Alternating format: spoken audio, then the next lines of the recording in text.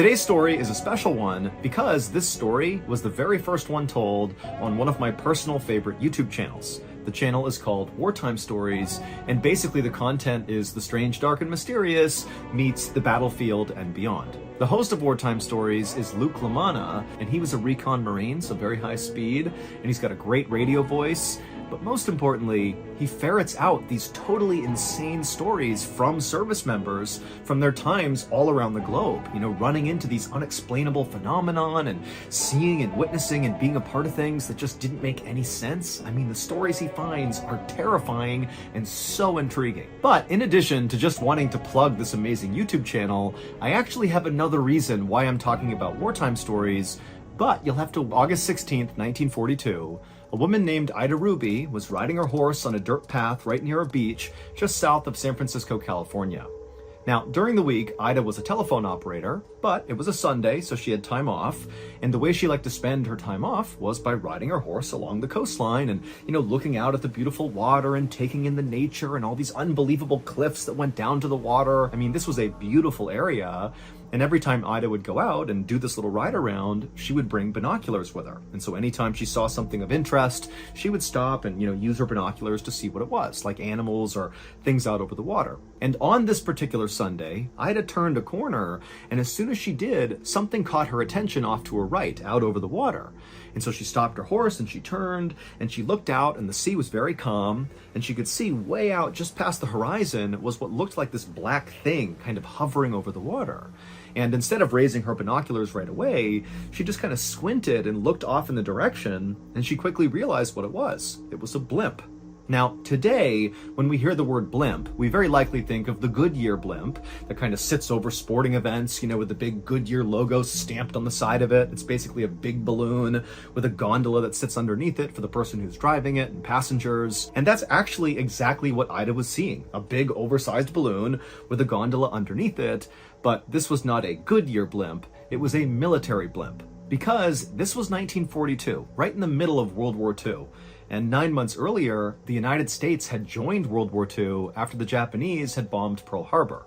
And ever since then, Japanese submarines had been lurking off the coast of California, kind of all across the West Coast, out in the Pacific Ocean, and occasionally they would send torpedoes out and bomb the US mainland. And so the United States responded to this by launching this fleet of blimps that basically were able to get really low to the water, that could move really slowly, and they would basically fly all along the Pacific coastline looking for Japanese submarines. They could literally go down, and from their gondola, they could look down and actually see submarines and mark them for bombing runs or, scare them off. And so Ida, like anybody else who was living on the west coast of the United States at the time, was aware that there were blimps out over the ocean, but it was still a fairly uncommon sight.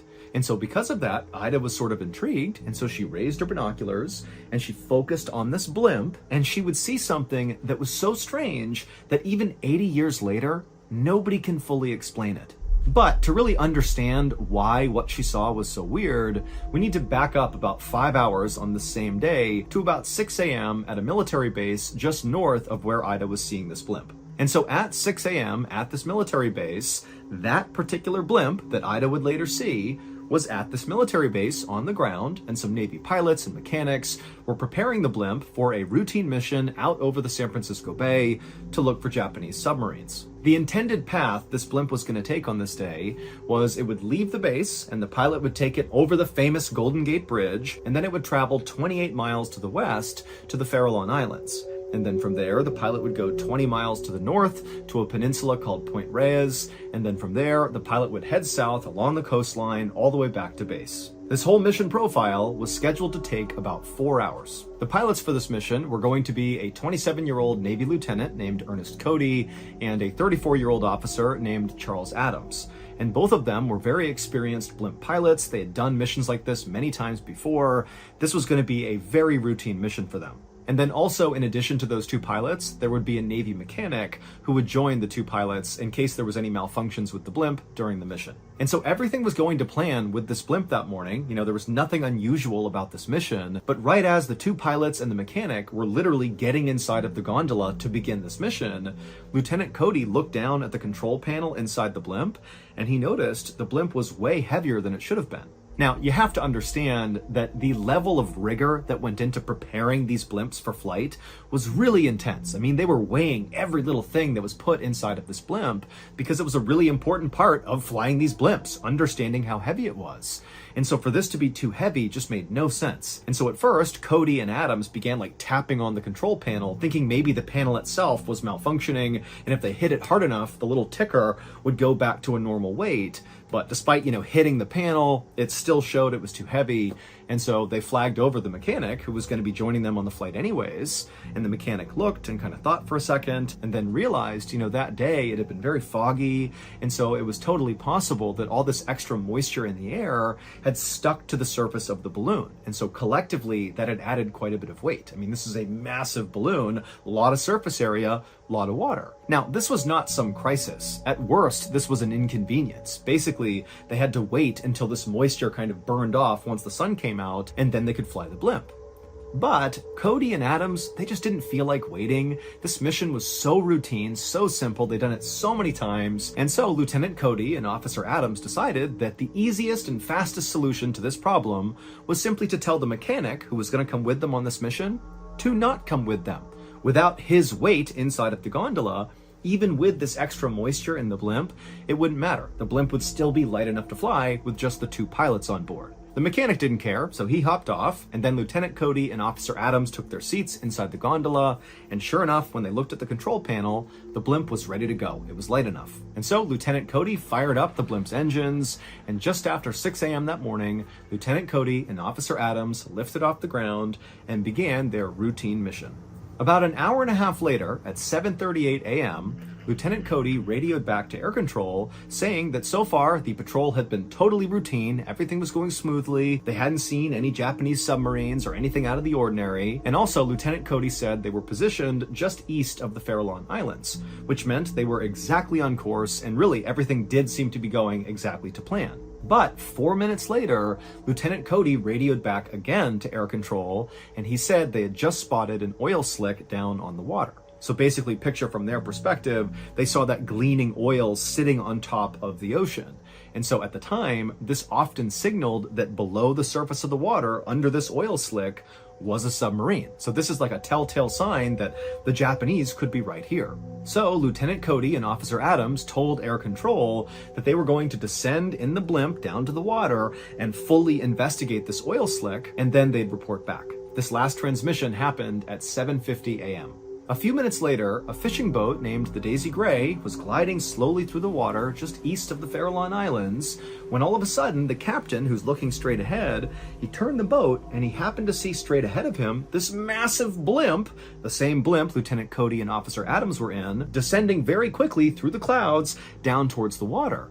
And remember, this was a pretty cloudy day, and so really this blimp kind of came out of nowhere, and this fishing boat captain was very aware that anytime blimps were out over the water, that was because they were looking for enemy submarines. And this captain realized he was heading right now straight in the direction of wherever this blimp was descending towards. And so the captain looked out ahead, and he saw that big oil slick on top of the water, maybe 100 yards away from him, and so he put it together that, oh my gosh, this blimp is going to that slick. That means there's an enemy submarine basically right there. And so in a panic, the fishing boat captain called to his crew to pull in the fishing nets, and he turned the wheel as fast as he could, and he hit the accelerator, doing everything he could to get away from this blimp. Because he knew that typically what happened when a blimp came down and actually found a submarine is they sometimes dropped bombs on the submarine. I mean, this is warfare. And so the fishing boat captain is getting away as fast as he can, and as soon as he's turned around, he looked back and he saw the blimp was now about 30 feet over the water, and someone inside the gondola was now leaning out over the side, and they dropped two things directly into the water, into that oil slick. And then seconds later, these huge plumes of smoke were coming out of the water. The person had just dropped some flares, basically marking where this submarine was. And so now the captain knew, okay, it's a submarine, and the next thing is very likely going to be a bomb, like a depth charge is going to be dropped right there. And so again, the captain's just speeding his way as fast as he can, hoping that if they do drop a bomb, it doesn't affect him and his crew. And so after making it another couple hundred feet away from this blimp, the captain again turned around, expecting to see this blimp still hovering where it was, because again, they had just dropped flares. They're preparing to do something major right there. But now when the captain turned around, he saw the blimp was no longer hanging out over the water. The blimp was now rocketing back up into the clouds like as fast as it possibly could. And before long, the blimp was gone. It disappeared into the clouds. And there had been no bomb dropped. I mean, nothing really happened beyond marking the water. So it was like, what's going on with this blimp?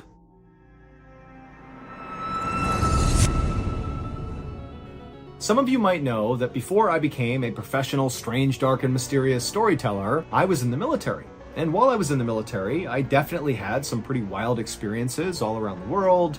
But to be honest, what I remember most about my time in service was not any of my own exploits, but rather it was the insane stories I heard from other service members. Keep in mind, military service members are sent to some of the most isolated, desolate, inhospitable places in the world, and many times in those places, weird things happen. Unexplainable things, like borderline paranormal things happen in these places. Think being out in the middle of the ocean with absolutely nothing around and seeing lights popping up in the sky and coming out of the ocean and seeing figures up on the mountains wandering around where there shouldn't be any people. I mean, there are insane stories out there from service members, but many of them are not necessarily told in the public. They're kind of kept within the military. It's like kind of part of military lore. And the Wartime Stories YouTube channel that I mentioned at the top of this episode, well, Luke LaManna, the military veteran, he goes out and finds these totally bizarre stories from service members from all over the world, and he tells those stories on his YouTube channel. That is the premise of Wartime Stories. And if that piques your interest, well, you're in luck, because not only can you right now go check out the Wartime Stories YouTube channel, but also, I personally hand-selected Wartime Stories to come under the Ballin Studios umbrella, and we have collaborated to make a brand new weekly podcast, the official Wartime Stories podcast, which is available right now. So, at the end of today's video, I'm going to play the trailer for the Wartime Stories podcast right at the end of this YouTube video, and then after you listen to that, go look up the Wartime Stories podcast on any podcast platform. It's free. All you have to do is look up Ballin Studios and you'll find Wartime Stories that way, or you can direct search for Wartime Stories, click on it, follow them, and give them a listen. It's an amazing weekly show with new episodes coming out every single Monday. It's going to be awesome. Make sure you stick around till the end of this episode to hear that trailer. Okay, back to the story.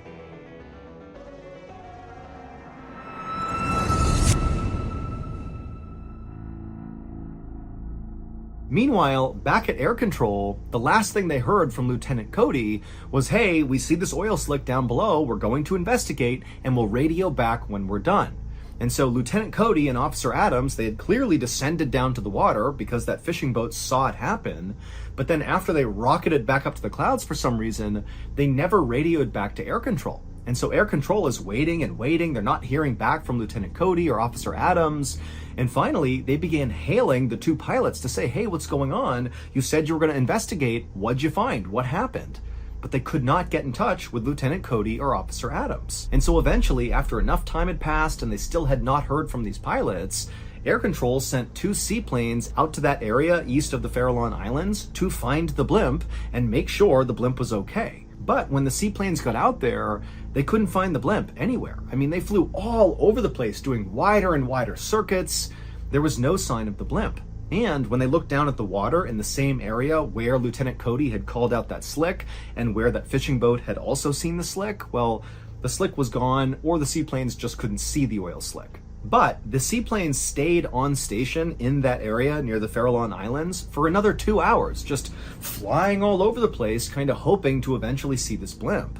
And eventually they would. At about 10:30 a.m. that morning, one of the seaplanes spotted the blimp way, way high in the sky, like way higher than any blimp would ever go. It is dangerously high, and it was way off course. But when these two seaplane pilots began flying towards the blimp to get eyes on the pilots inside of this blimp, Lieutenant Cody and Officer Adams, well, when they got close enough, the blimp just began rapidly descending, like it was trying to avoid being seen by these seaplanes. And in fact, the blimp descended so quickly that it dropped below the cloud cover, And the seaplanes, they couldn't move that quickly. They had to do a big track to turn back around and try to go lower again. But once they got below the clouds to find this blimp, the blimp was gone. It basically had vanished. And so the seaplane pilots called back to air control and they're like, I don't know what's going on with this blimp, but it's way off course. It was way up in the sky. Now it's somewhere down below, but we can't find it.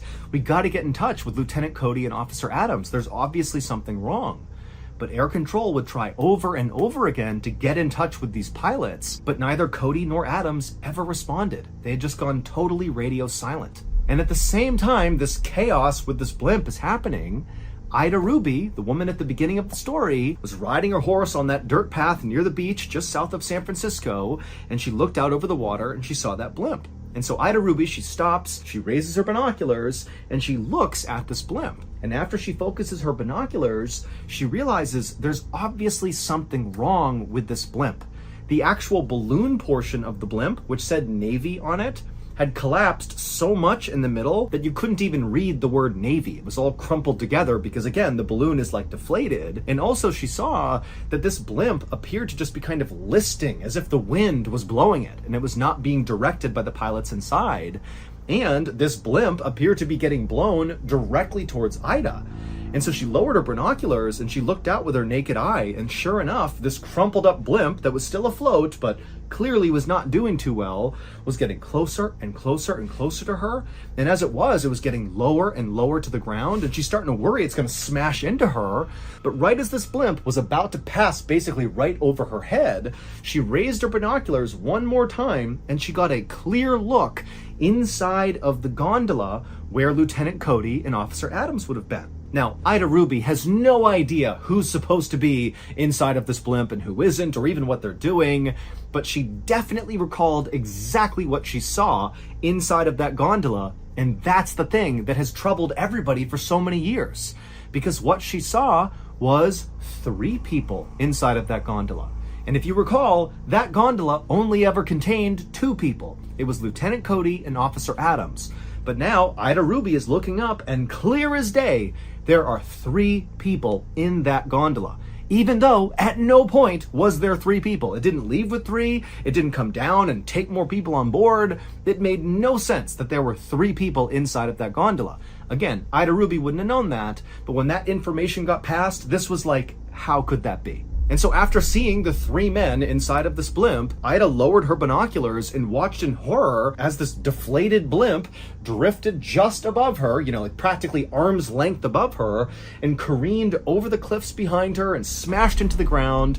And then seconds later, Ida began hearing sirens going off in Daly City, which was located right behind her. That was the nearest town. And so as the blimp came in for a crash landing in Daly City, it scraped across a couple of residential rooftops and hit a couple power lines before kind of coming to a stop in the middle of the street. Now, the blimp didn't explode or catch on fire or anything. It just kind of crumpled to the ground and nobody got out of it. It just kind of stopped and it was there right in the middle of the street. And very quickly, first responders rushed to this blimp because there have been so many reports of this deflated blimp looking like it was about to crash. And so they had been tracking it, and here it was. And so they ran up to this blimp. But at some point, one of the first responders ran up to the gondola itself where the door was slightly open, and they opened it up, hoping to find there would be some survivors inside. But when he looked inside of this relatively small space, there was nobody in there. And there was no sign that anybody had been in there. There was no blood or anything. It was just an empty gondola. But remember, minutes before, not even, Ida Ruby had clearly seen 3 people inside of that gondola. So to go from 3 people to none in the space of a couple hundred feet as everybody's watching this thing come into crash land in Daly City, where could they have gone? And even weirder was when they looked inside of the gondola, they discovered that basically everything was functioning perfectly fine. It was unclear how it became deflated because, again, all the controls inside of this thing were working just fine. And also, the parachutes were still inside of this gondola. If you're going to jump out, you need a parachute, but they were in here. And also the life raft, it was still inside of the gondola. It was like there was nothing wrong with the blimp. And so this whole situation made no sense. the Navy would launch an exhaustive investigation into what happened with this blimp. And the only explanation the Navy came up with was, well, it looks like Officer Adams and Lieutenant Cody just fell out of the blimp at the exact same time and they disappeared into the ocean. However, both pilots were wearing life preservers and would not have taken those off. That was like absolutely 101 for being a pilot of one of these blimps. And so they would have had these life preservers on, and even if they had fallen out and perished, they would have floated to the surface, or if they landed on land, they would have likely been found. I mean, the entire route they had been on was heavily scrutinized and searched, but the bodies were never found. And then also, the Navy could not explain how Ida Ruby clearly saw 3 people absolutely, like 100 feet away from her, inside of that gondola. Like, she had no reason to lie about that. She was just saying, yeah, I looked up, saw 3 people, saw it crash into Daly City. She didn't know there was supposed to be 2 people. Like, she was just calling what she saw. But the Navy had no explanation. And so in the years that have followed this empty blimp crash in Daly City, it's been dubbed the ghost blimp story, and loads of theories circulate about what could have happened here. Some people say that, the reason there was all that extra weight at the beginning of the mission profile at 6 a.m. was not because of moisture on the balloon, but because there had to have been maybe a stowaway somewhere in the blimp, and then after takeoff, they jumped down into the gondola, and maybe they were responsible for whatever happened to the pilots and why the blimp crashed. But it doesn't explain what happened to those 3 people. What happened to the stowaway? What happened to Lieutenant Cody and Officer Adams' body? We don't know. Other theories include that maybe Lieutenant Cody and Officer Adams were somehow captured by the Japanese, and some other people say, maybe Cody and Adams were abducted by aliens. But as far-fetched as these theories might seem, the truth is, we really have no idea what happened on that ghost blimp. Okay, that's the end of today's story. And now here is the official trailer for the Wartime Stories podcast. And after you listen to it, be sure to go find the Wartime Stories podcast on any podcast platform, give them a follow, and tune in every Monday for a brand new episode. Enjoy the trailer.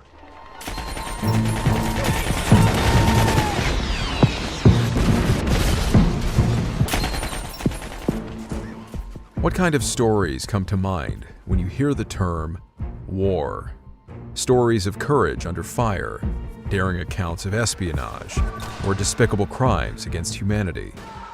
True, these are stories which no doubt permeate the forefront of our minds when it comes to war. But in and amongst the many anecdotes and legends born out of military service, from the gruesome front lines in foreign lands to the peacetime garrison back on home soil, did you know that there were other kinds of stories? The kinds of stories that are whispered, ever so quietly, among the disciplined ranks of military personnel.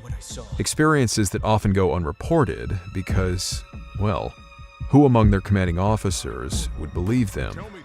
Stories of unexplained mysteries, of terrifying creatures that hide deep in unexplored regions, encounters with entities that were thought to exist only in legends, testimonies that indicate we are not alone in the universe, and supernatural encounters that make a man question the nature of life and death. Who said that? My name is Luke LaManna. I'm a Marine Corps reconnaissance veteran with a few strange experiences. And when I became a civilian again, I found myself going down the proverbial rabbit hole. I became obsessed with finding these kinds of stories and getting to the root of them. And now, I'm going to share them with you. From Ballin Studios, this is Wartime Stories, a new, immersive weekly podcast that is a mix of horror, mystery, and awe-inspiring tales, where the strange, dark, and mysterious meets the battlefield and beyond. Follow and listen to Wartime Stories now, wherever you get your podcasts. New episodes every Monday.